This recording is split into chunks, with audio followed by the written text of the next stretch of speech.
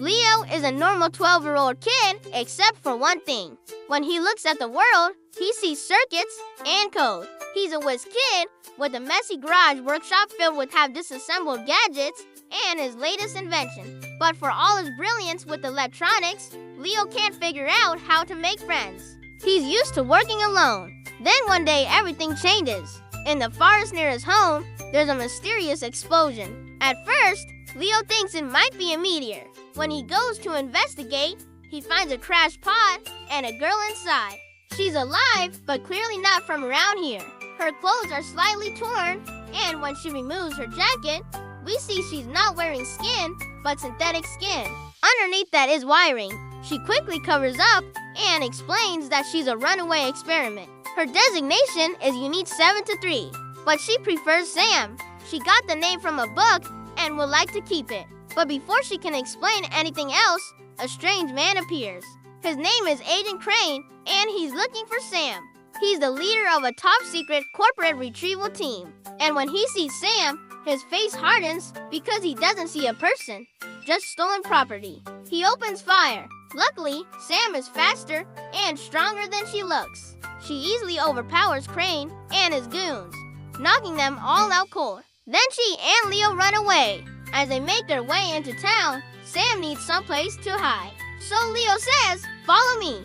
He brings her to a school where she immediately becomes the talk of the town. Despite knowing nothing about human society, she aces all of her placement tests and impresses everyone with her superhuman abilities. Like when the school projector falls from the ceiling, Sam reaches out and stops it with ease while everyone else screams and cowers in fear. Even the teachers are stunned and ask, "Who knew we had such a hero in our midst?" Little do they know it was all an act. Sam isn't actually enrolled in school. She's just pretending so she can stay safe.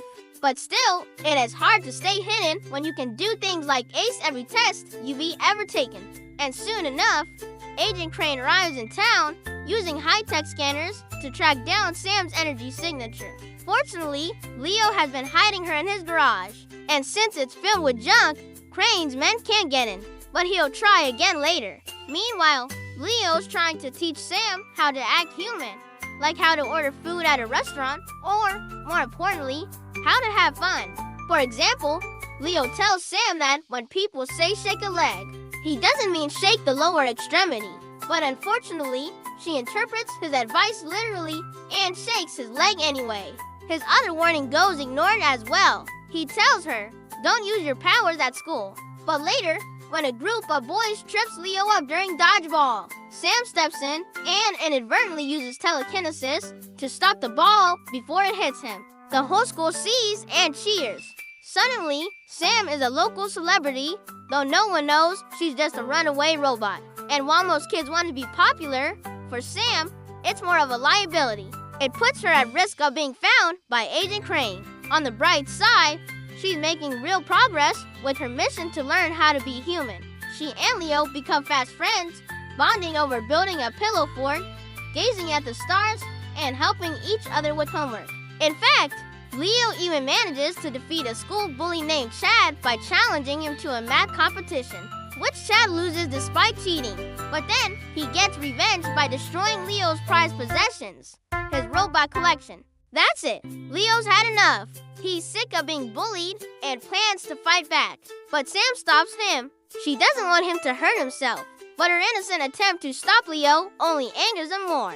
He screams at her, "How could you lift that bending machine but not my robots?" In that moment, Sam realizes she's done something wrong, but she doesn't know what. She wants to fix it. But it takes time for her to understand what she did wrong and how to apologize properly. And in that time, Agent Crane closes in. He sneaks into the school to look for Leo, but Maya intercepts him. She's Leo's classmate who noticed Sam using telekinesis to stop the dodgeball. Now she believes Sam is an alien, a spy, or maybe even a cyborg. Agent Crane doesn't correct her. He merely asks if she's seen a strange girl. And Maya replies, "You mean this one," causing Crane to panic and run away. Maya follows, convinced that Sam isn't dangerous, just different. Back at school, Leo and Sam are bonding over Miraboto, which he recorded earlier so he could rewatch it. Suddenly, they hear gunshots and crash through the roof. It's Agent Crane and his goons. They're here for Sam. She runs off, but Crane is right behind her. He grabs her arm and says, "It's over, 7-3. You can resist, but it's pointless." Just then, Leo steps in front of her and says, "Leave her alone." He may be just a 12-year-old kid, but his heart is pure and he stands his ground. Crane smiles cruelly and says, "Get out of here, kid. You don't want to get involved." But Leo won't back down. Instead, he leads Crane away from Sam, giving her time to escape. But it's not easy. As Crane chases Leo, Sam sneaks into the science lab. However, she encounters Agent Crane again. He's come back for her and threatens to shoot Leo if she doesn't come quietly. But Sam isn't having it. She grabs him and holds him hostage. Now Leo and Sam are both in danger. Can either of them escape? How will they stop Agent Crane? Just then, Maya shows up and saves the day. She apologizes to Sam for not believing her sooner and says, "I guess you're not a cyborg, just a robot. But either way, you're my friend." Sam is grateful for her help. "Thanks, Maya." Together, the three of them formulate a plan to defeat Agent Crane and his goons. They lead Crane and his team to Leo's garage, which he's turned into a booby-trap maze. Crane never suspected it and walks right in. Leo and Maya distract him, but Crane is too smart for them. He sees right through their little traps and chases after Sam. He thinks if he captures her, he'll be rewarded handsomely by his boss. But he doesn't realize that Sam is smarter than he is. She easily outsmarts him, dodging his attacks and leading him deeper into the labyrinth. Then finally, Leo and Sam find a chance to strike.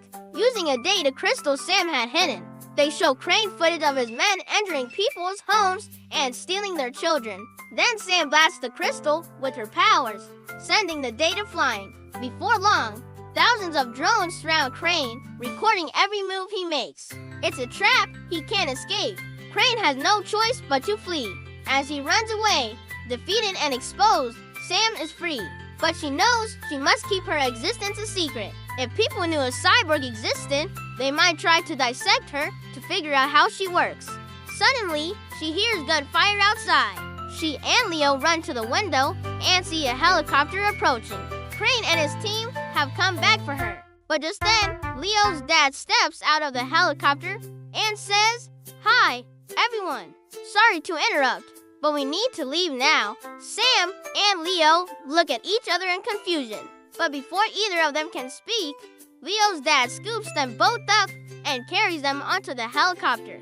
He tells them, "Get in." They do, and then he takes off, leaving Crane and his men behind. On the helicopter, Leo's dad explains that he's with the company that owns Crane and his team. He's the one who sent Sam to Earth. He needed a test subject, a normal human to study, and he chose Leo. But seeing how much Sam means to him, he backs off. He lets Leo and Sam continue to live their lives together as friends. In the end, they find a balance between technology and humanity, accepting each other for who they are and learning from one another. Sam learns that being human means making mistakes and having empathy, while Leo learns that sometimes you can't fix everything, but you can always try. In the end, their friendship is what matters most.